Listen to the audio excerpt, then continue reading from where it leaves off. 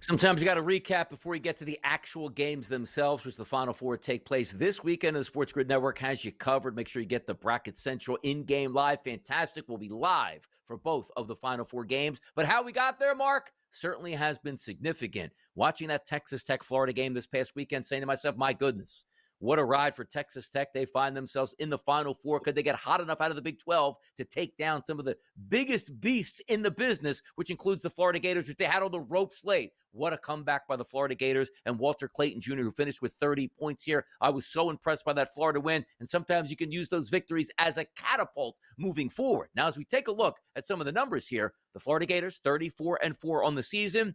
Before pre-tournament odds to make the Final Four, minus 135, they got there as the favorite. Preseason Final Four odds, 15-1 price. Preseason title odds, 60-1 price. Those Florida Gators looking good right now, Mark. Yeah, if you're holding a Florida Gators national title ticket, you're in real good shape right now because you're in a double-hedged spot here in the semifinal and again in the final. If that's the case, to make sure you get out of there with some cash. But I think overall, Florida was a team that for the last month leading into the tournament, I said was the best team in the country. And then I watched Duke roll through the next 4 games, and now I have a lot of concerns about Florida being able to beat Duke. Just being fair here, but still, none of these teams have real holes. They're all very good on both sides of the floor. And the interesting part is, I'm not sure if you're aware of this, Donnie. There are just 4 freshmen combined on all 4 Final Four teams. 3 of them play for Duke. One of them is Cooper Flag. So, this is a very elder, experienced group of Final Four teams, which means we get really good basketball, which means we get high-level IQ basketball, and that changes the scope of the game a little bit here. Granted, again, I know all these guys with the transfer portal all didn't stay at their school for their 3 years and 4 years and played there, but nonetheless, this is grown men college basketball, if you will.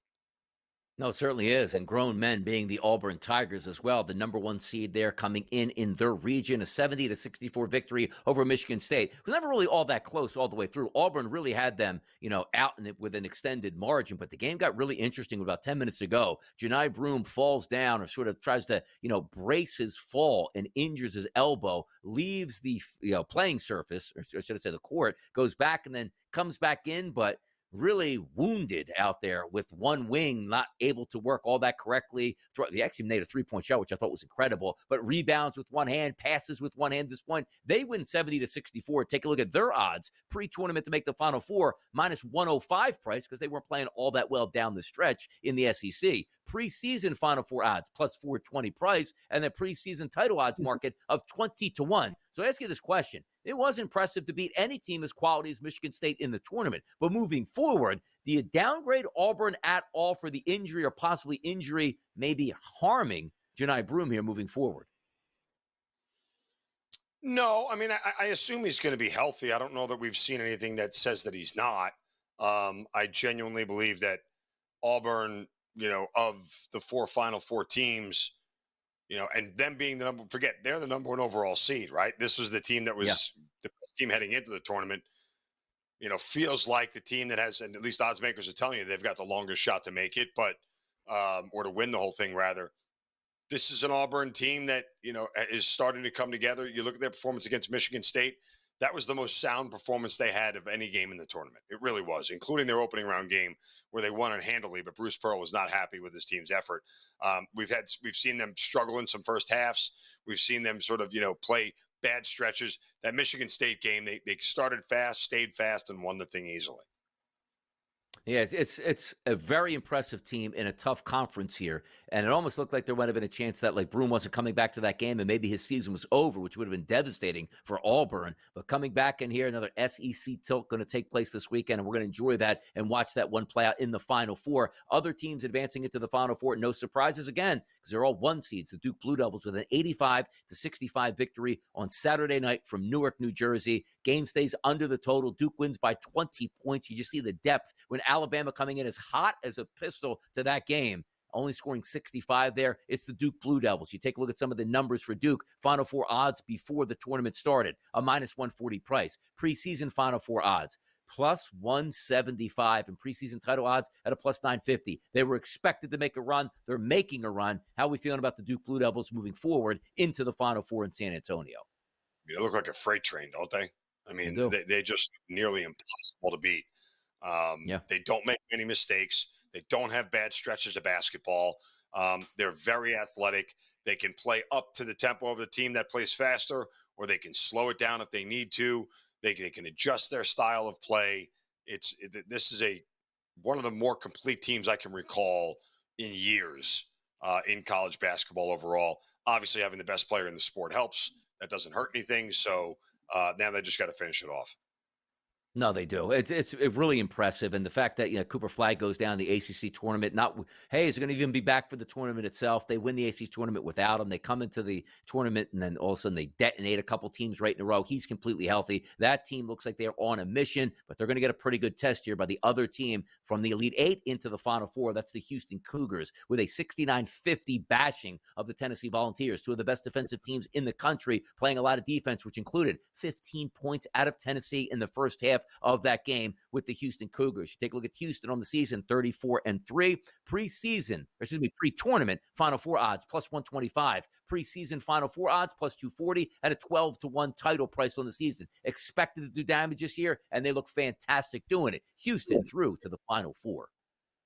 I mean, who doesn't want to see the nation's number one offense in terms of offensive efficiency and the number one player in the country against what may be the best defense in college basketball we've seen in 20 years?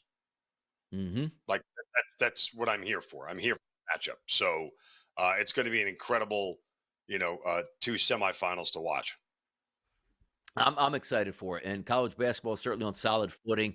All four number one seeds, two tremendous games on deck. We didn't have to do that, as I continue to joke about. I missed the first game of the Final Four. It stinks. The matchup's better than the second one. Both of these games are going fantastic, and the SportsGrid Network has you covered. Let's take a look at the odds in the Final Four coming up next. It's Tuesday, April 1st, Saturday night. We're going to have a Final Four with all four number one seeds and two fantastic games in anticipation. Game number one, 6:09 Eastern. Game number two, 8:49 Eastern. That is from San Antonio, Texas, from the Alamo Dome. So taking basketball out of the arenas and into the football stadiums here. We'll see how that plays into it. But if we do focus on the odds for these games, first up, 6:09 start, as we said, Florida and Auburn. This line opened up at the FanDuel Sportsbook here, Mark, as a minus 2.5 point favorite towards Florida. It still sits today at 2.5. Every other outlet I'm looking at, 2.5 as well. The total, 161.5, has dropped 1 point at the FanDuel Sportsbook Live to 160.5. When you saw these odds hit the market, what was your initial thoughts here, Mark, on this game? Number was right according to my numbers. Maybe -2, but 2.5 feels fair. Where the real question is as this week goes along, will the public push this to Florida -3? At which point in time, I think you'll see a lot of sharp money come back in on Auburn. It feels like Auburn is the sharp side here. From what I've been talking to professional bettors and what they have forecasted, I think they're waiting no much to see as well. Will the public do enough to move this thing to 3? I don't know that if it gets down to 2 first, if the sharps hit it first and get it down to 2, that it ever goes back up to 2.5 or 3. But I could conceivably see by the time we get closer to Friday, enough money coming in on Florida to push this thing to 3, at which point in time the buyback will come in.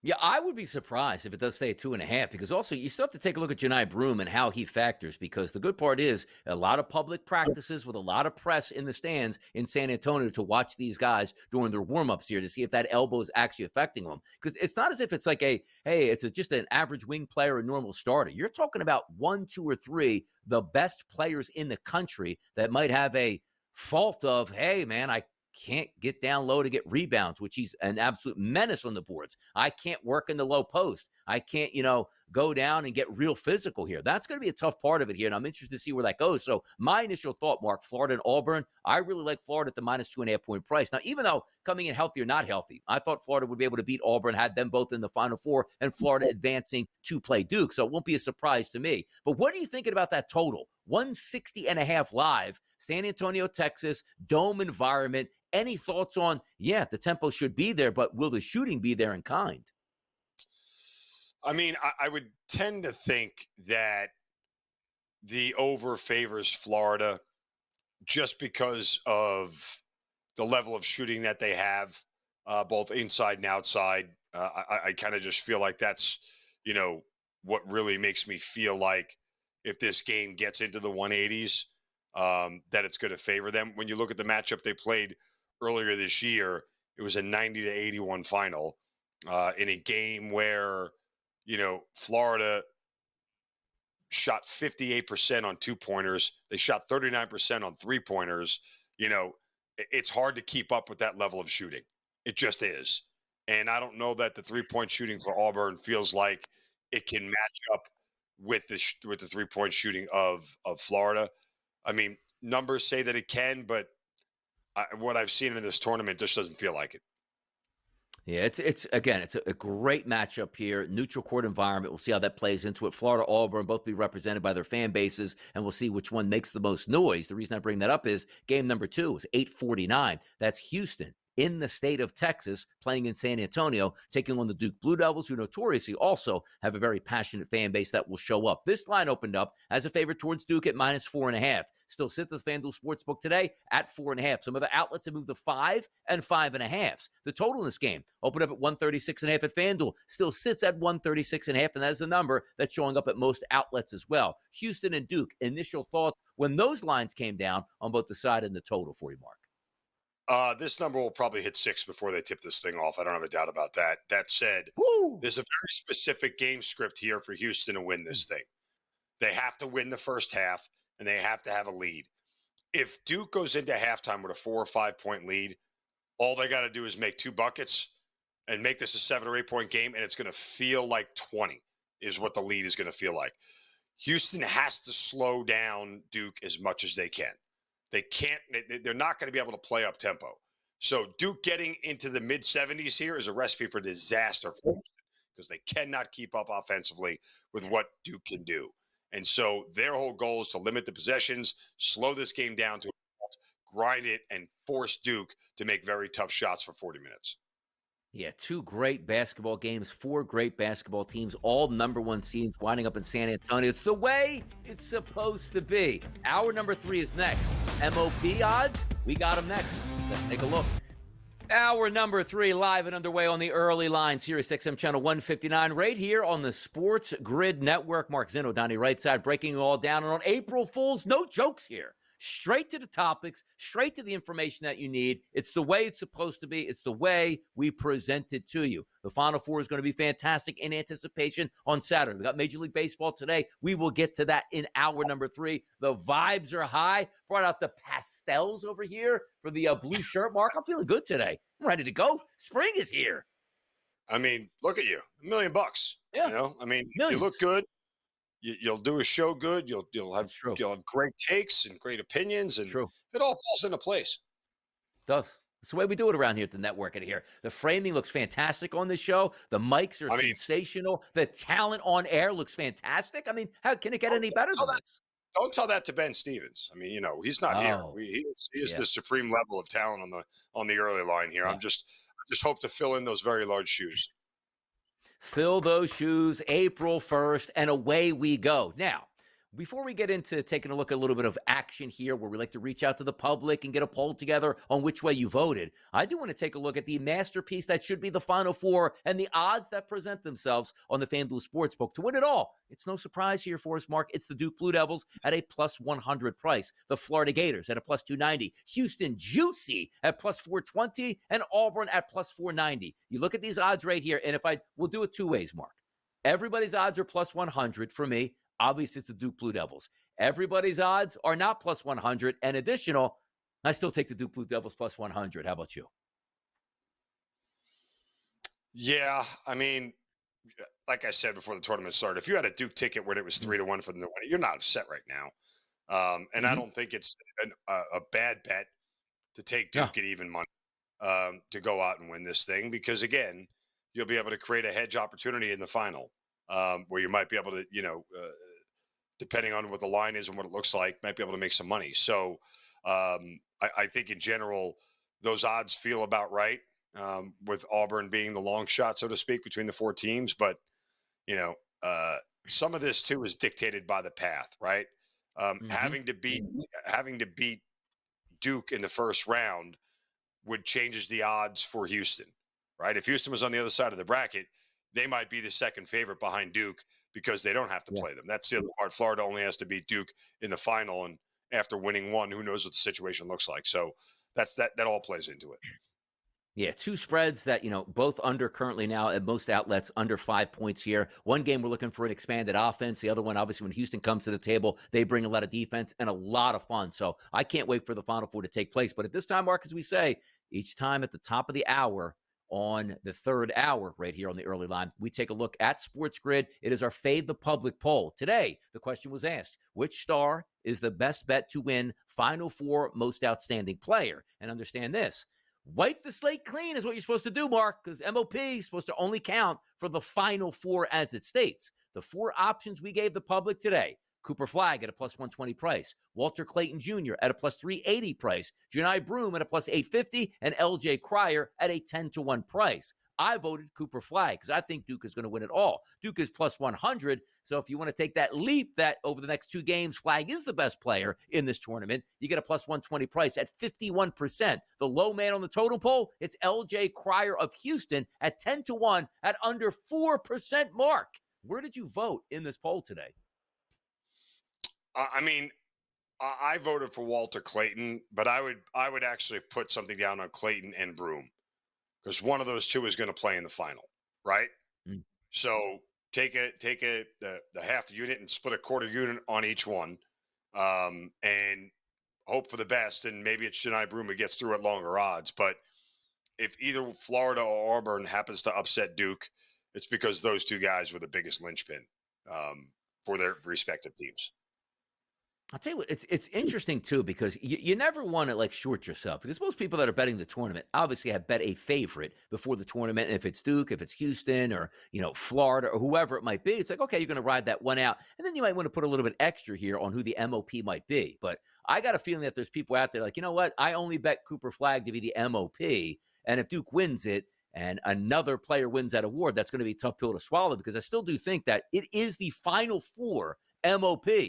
But you take a look at the tournament itself, where like, hey, this guy played really well. Like, it's supposed to be a clean slate from the Final Four into the championship game. So you take a look again, Flagg, Clayton, Broome, and Cryer as the favorites here. You wipe the slate clean. Like, we've already seen a game or two here where Tyrese Proctor went absolutely Yeah. ballistic from 3-point range. He's 50-1 at this point. Like, would it surprise you, Mark, if like Proctor has 6 triples in game number 1 to get them in the final, and he might be the favorite at that point?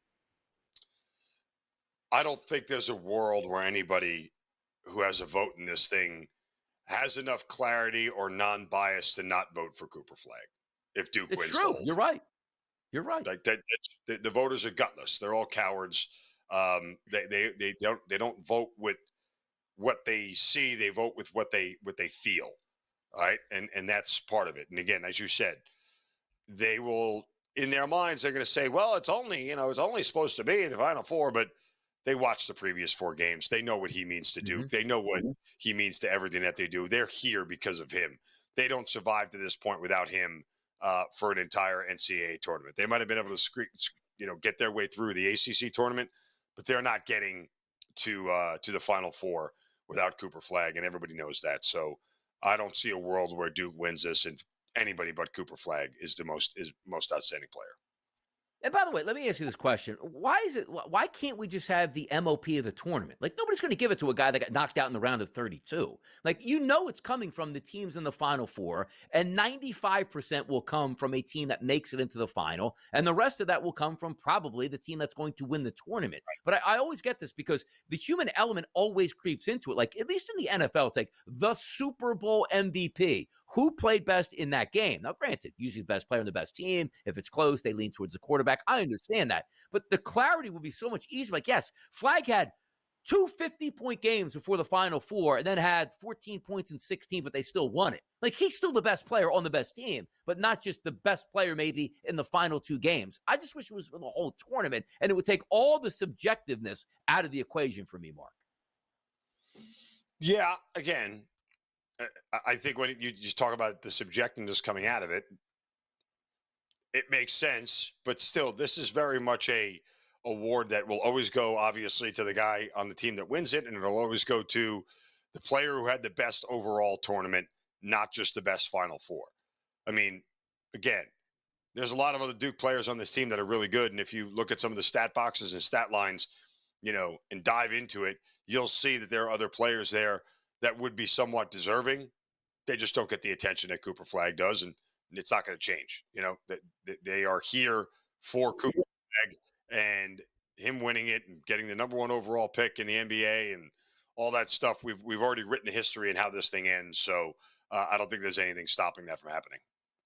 Yeah, like down the line too, Mark, you take a look at this MOP number. Like for me, I think you have an opening with Auburn if they can win it. Like if Johni Broome isn't 100%, I don't know if Auburn can actually win the championship, which means maybe it doesn't not be the focal point in the Final Four where tons of rebounds, tons of points, tons of minutes here.